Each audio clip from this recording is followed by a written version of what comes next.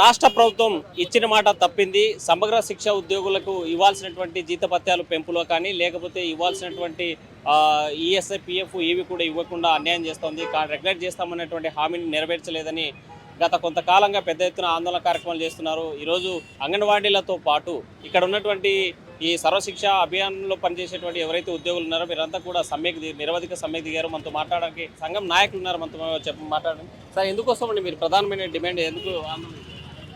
నమస్తే సార్, మేము కర్నూలు జిల్లా సమర శిక్ష ఉద్యోగులందరం కూడా డిసెంబరు 20వ తారీఖు నుంచి నిరవధిక సమ్మెను మొదలు పెట్టుకున్నాము. సమర శిక్ష ఉద్యోగులకి ముఖ్యమంత్రి జగన్మోహన్ రెడ్డి గారు పాదయాత్రలో సమయంలో ఇచ్చినటువంటి హామీలు వెంటనే నెరవేర్చాలి. ఇంతవరకు ఏమి నెరవేర్చలేదు. అలాగే ఉద్యోగులందరికీ కూడా ఉన్న సమస్యలను తీర్చి వాళ్ళందరికీ కూడా వేతనాలను వెంటనే పెంచాలి. చాలామంది ఎక్కువ క్వాలిఫికేషన్స్తో ఉన్నారు, వాళ్ళందరినీ కూడా తీసుకొని వాళ్ళని రెగ్యులరైజేషన్ చేయాలి. అలాగే సమర శిక్షలో పనిచేస్తున్న మహిళలందరికీ కూడా చైల్డ్ కేర్ లీవ్లు ఇవ్వాలి, మెడికల్ లీవ్లు ఇవ్వాలి. అలాగే విధి నిర్వహణలో సమర శిక్ష ఉద్యోగులు మరణించినట్లయితే వారందరూ కూడా 20 లక్షల వరకు కూడా చెల్లించాలి. ప్రతి నెల 1వ తారీఖునే మాకు జీతాలు పడేటట్టుగా చూడాలి.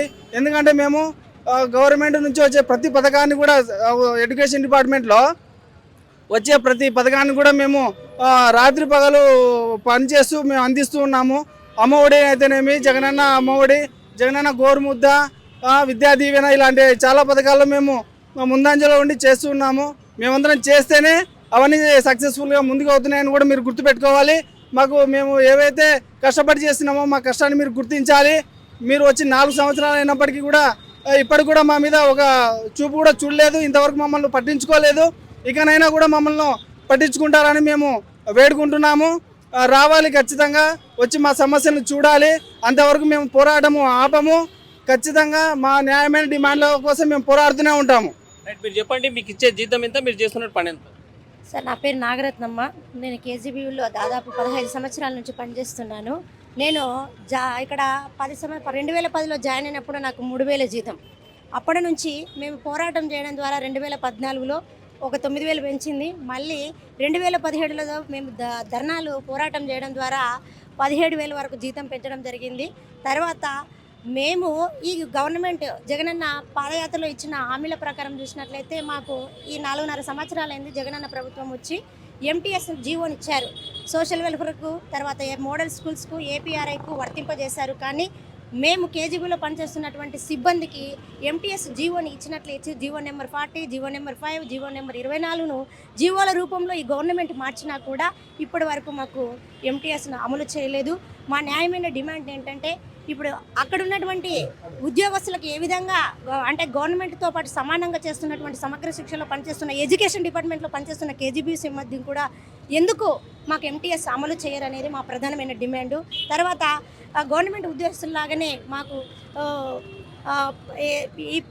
మాకేం ఈపీఎస్ లేదు, ఈపీఎస్ సౌకర్యాన్ని కల్పించాలి. తర్వాత ఈఎస్ఐ సౌకర్యాన్ని కల్పించాలి.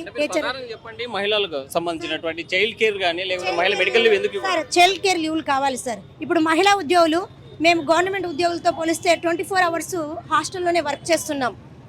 అంటే నైట్ డ్యూటీస్ సార్. ఎక్కువగా మేము ఈ 24 గంటలు స్ట్రెస్ కావాల్సిన పరిస్థితి ఏర్పడుతుంది. అంటే మా కుటుంబాన్ని వదిలిపెట్టి హాస్టల్లో ఉన్నటువంటి రెసిడెన్షియల్ పిల్లల కోసము అహర్నిశలు పనిచేస్తుంటే గవర్నమెంట్ మా గురించి ఎందుకు ఆలోచించట్లేదు? మా జీతం విషయంలో వ్యత్యాసం ఏం చూపిస్తుంది? మేమేం గొంతెమ్మ కోరికలు అడగట్లేదు. మా న్యాయమైన డిమాండ్లను మాకు ఎంటీఎస్ వెంటనే అమలు చేయాలి, లేదంటే రెగ్యులరైజేషన్ చేయాలి.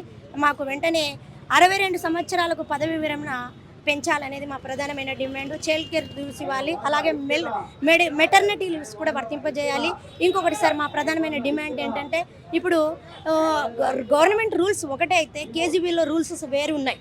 అంటే ఈ ఎడ్యుకేషన్ డిపార్ట్మెంట్లో పనిచేస్తున్నప్పటికీ గవర్నమెంట్ స్కూల్ 4 గంటలకే 9 గంటల నుంచి 4 గంటలకు బడి అయిపోతే మేము మాత్రం 4:30 గంటల వరకు బడిలోనే ఉండాలి, నైట్ డ్యూటీ చేయాలి. ఆ నైట్ డ్యూటీలో ఏమైనా ఒక అమ్మాయికి సమస్య ఏర్పడితే ఆ బాధ్యత అంతా అక్కడ ఉన్నటువంటి సిఆర్టీ సిబ్బంది ఎదుర్కోవాల్సిన పరిస్థితి మాకు దారుణంగా ఉంది. ఇంకొకటి, పంచతంత్ర యాక్షన్ ప్లాన్ చేశారు. ఆ పంచతంత్ర యాక్షన్ ప్లాన్ వల్ల 100 రోజుల యాక్షన్ ప్లాన్ అని విద్యార్థులను విద్యార్థులను గురి చేస్తూ ఇబ్బందుల కంటే స్ట్రెస్ గురి చేస్తున్నారు సార్. పరీక్షలు అంటూ రోజు డైలీ టెస్టులు అంటున్నారు, మార్కులు ఏంటి అంటున్నారు. ఇక్కడ పిల్లల్ని ఇబ్బందికి గురి చేస్తున్నారు, ఉద్యోగస్తులను గురి చేస్తున్నారు. ఇది కూడా మా ప్రధాన సమస్యగా ఆ సమస్య నుంచి కూడా పిల్లలని మమ్మల్ని విముక్తులు చేయాలని మేము కోరుకుంటున్నాము. తర్వాత మాకు వార్డెన్ని నియమించాలి. అంటే మాకు నైట్ డ్యూటీ నుంచి మాకు పూర్తిగా విరమించుకోవాలని చెప్తున్నాం సార్. మాకు వార్డెన్ని కంపల్సరీ నియమించాలి. తర్వాత ఇక్కడ మా హాస్టల్, తర్వాత ఈ కేజీబీలో పనిచేస్తున్నటువంటి మీరు చెప్పండి, మీరు గత కొంతకాలం నుంచి ఆందోళన చేస్తున్నారు, ఎందుకోసం ప్రభుత్వం స్పందించడం?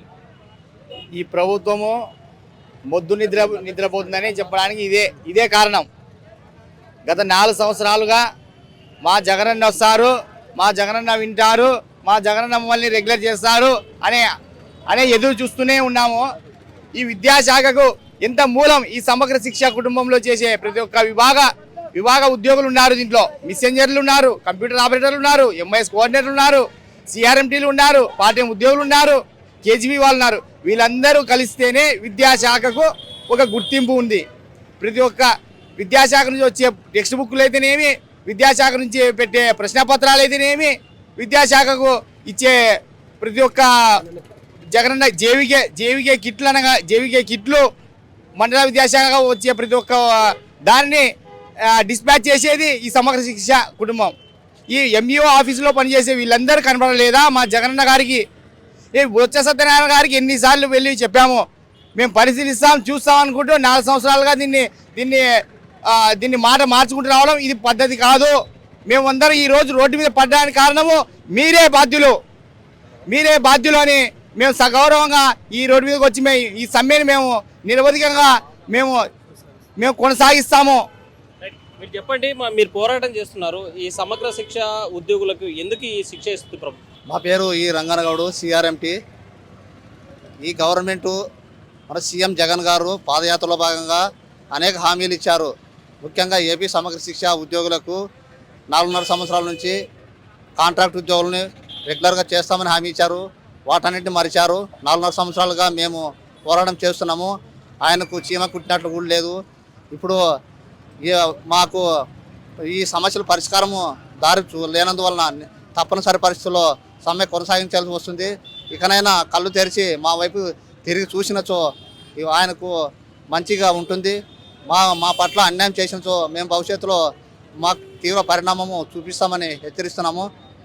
దీనికి మద్దతు తెలపడానికి కొంతమంది యూట్యూబ్ నాయకులు ఉన్నారు సార్. చెప్పండి, ఎందుకోసం వీళ్ళ చేసేటువంటి పోరాటానికి ఉపాధ్యాయ సంఘంగా మీకు సంబంధం లేకపోయినా మద్దతు తెలపాల్సిన అవసరం మేము? మాకు సంబంధం లేదు కాదు సార్.